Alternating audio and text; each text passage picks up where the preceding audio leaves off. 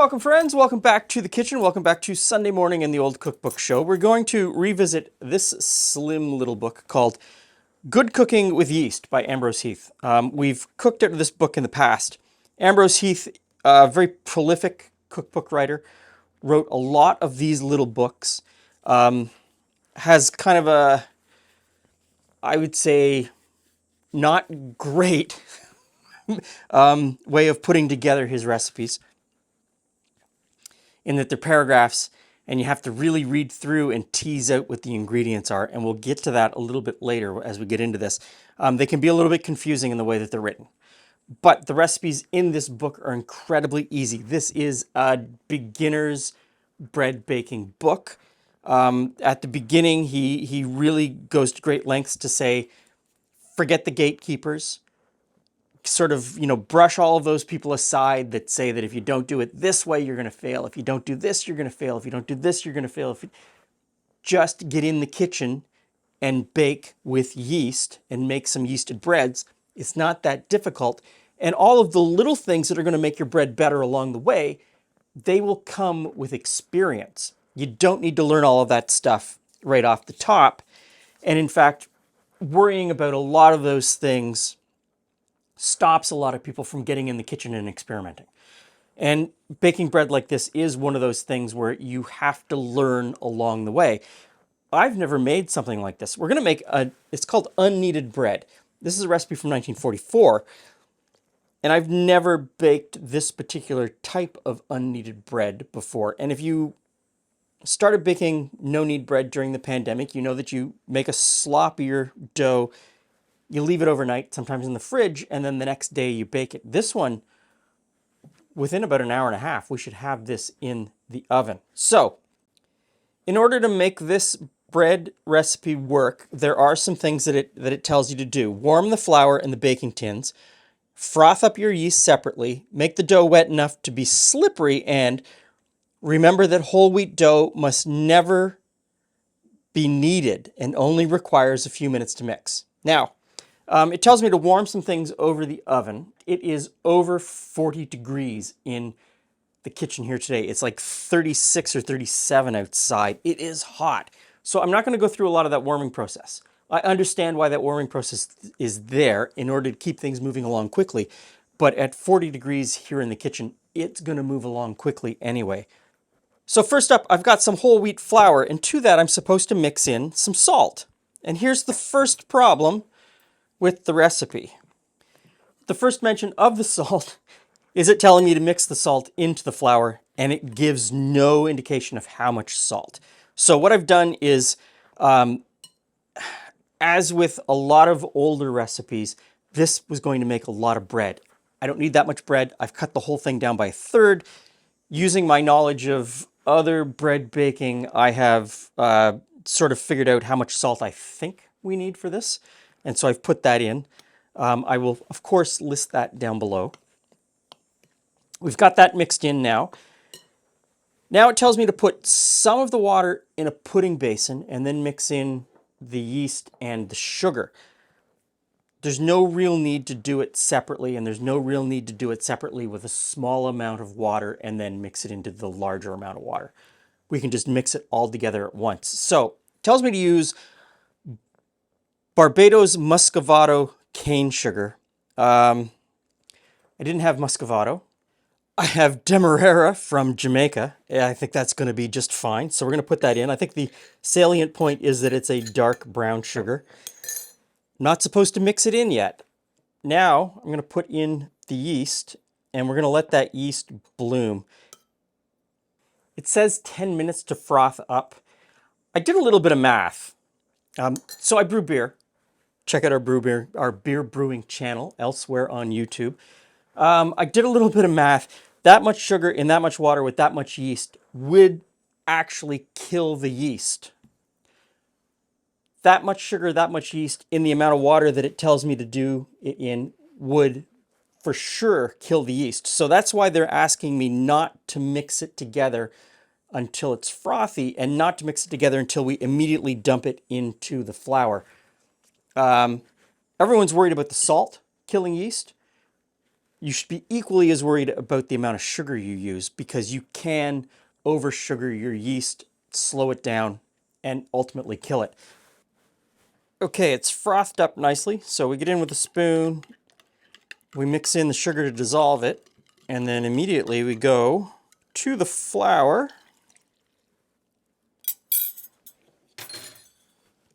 and we mix this together with a wooden spoon.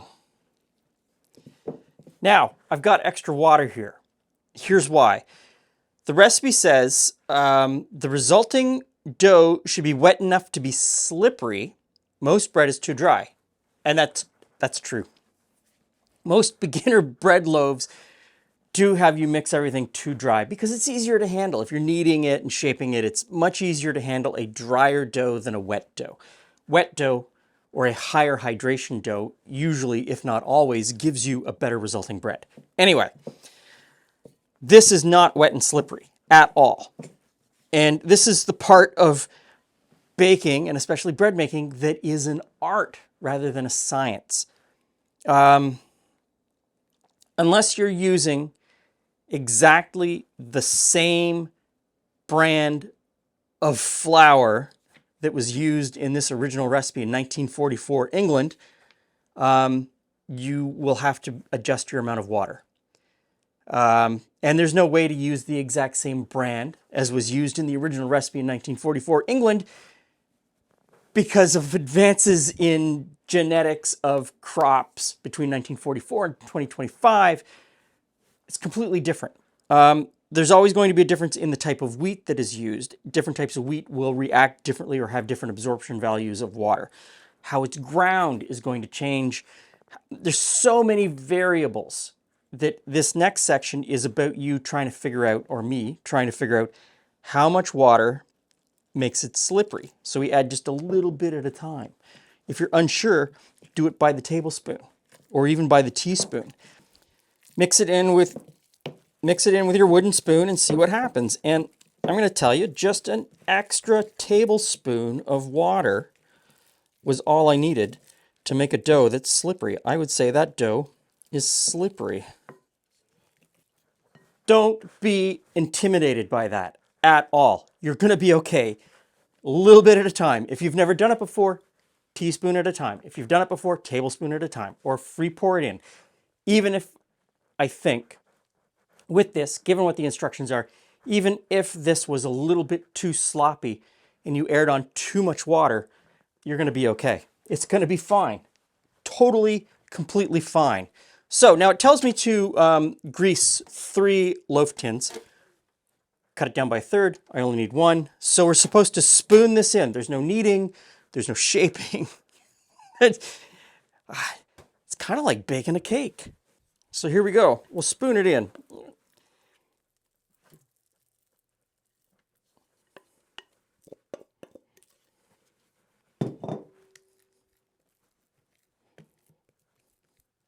You know what?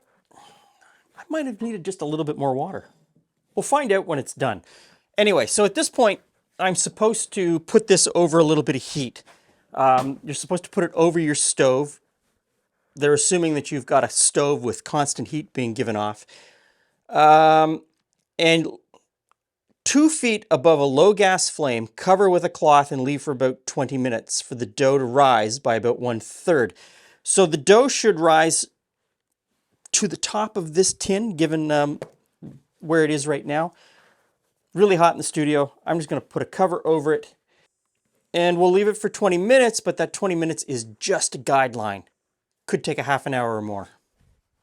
And so here we are 20 minutes later, and it has risen wonderfully. Looks great. Now we're supposed to bake it in a moderate oven for 45 minutes to an hour. I've got the oven set at 350. Let's see what happens.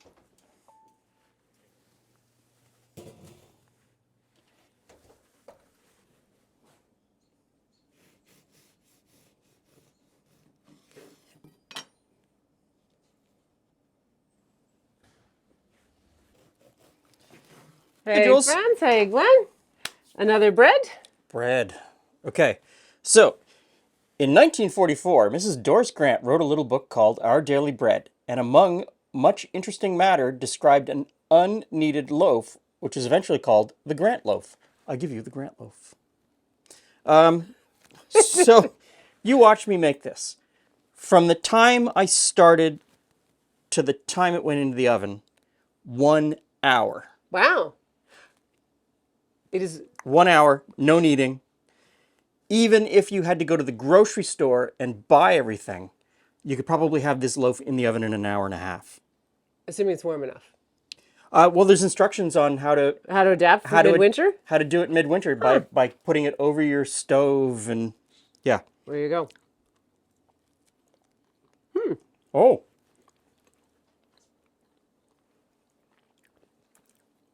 That's a nice slice recipe. That's got a great texture. That'd make a great sandwich bread. That would make a great, if you like wholemeal or whole wheat. That Cheese would and make pickle. Yeah, that would make a great sandwich bread. This bread, she adds, will keep moist for 5 days as bread and can be used for another few days as toast. And the author of this... Is that assuming I have a bread box? Yes, probably. And the author of this book says, and this we have proved in my own home. So Ambrose Heath concurs. I would say yes, that would keep well and would make great toast even from this afternoon. Who has a loaf of bread in their house for 5 days if it's fresh bread? I don't know. I just don't know. Do you? Just being curious. I didn't believe them. I was a skeptic all the way through. Did he express his skepticism all the way through? All the way. Always curious when he says things like that at the end, because I don't always know what happens between then and this moment. I was skeptical. It didn't... I mean, way back on the channel, I've done a no-knead bread, and I think I did it over about a 6-hour period because I was cooking other things. So I started it, cooked a whole bunch of other things, and then finished it in time for dinner. And it turned out pretty well. But this, I thought, there's no way in that short amount of time. But there it is. So what is the difference? It's just wet and sloppy. It starts out really wet and sloppy. He's got nothing else to say. No, I do. Oh, I'm sorry. You just, hold on a second. We'll just patiently wait for a moment. Yes, Glenn? Lots of gatekeepers telling you that can't do something because you have to follow strict rules. This proves that most of those rules are garbage and that you can just as easily make a great loaf of bread without worrying about all that stuff. Just get in the kitchen and do it. Block out 2.5 hours this afternoon, take your time, and make this. You're not going to need the whole 2.5 hours. Most of that's just waiting. Yes, and you're not even waiting that long. It was 20 minutes for the rise. That was it. Thanks for stopping by. See you again soon.